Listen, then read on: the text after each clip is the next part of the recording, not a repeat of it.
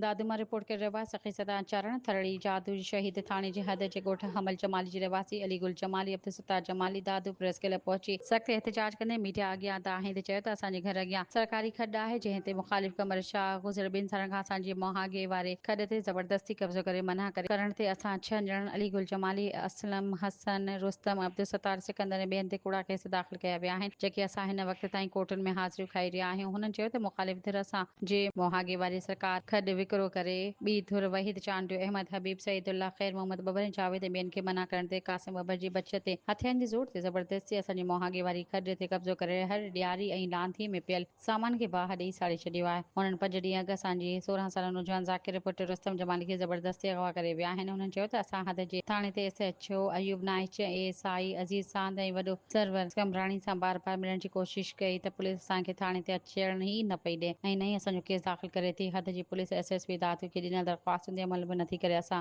ग़रीब मिसकिन कंहिंखे दाह ॾियो हुजे त मुख़ालिफ़ असांखे कोर्टनि जी हाज़िरी ताईं अचणु नथा ॾियनि हुननि IG Sindh DIG Hyderabad SSP दादो खां मुतालबो कयूं था त मुख़ालिफ़ धुरियुनि पारां दाख़िल करायल कूड़ा केस ख़तमु करे अगवा थियल नौजवान खे ज़ाहिर करे कोर्ट में पेश कयो वञे असां ग़रीबनि सां इंसाफ़ करे तहफ़ुज़ ॾिनो वञे।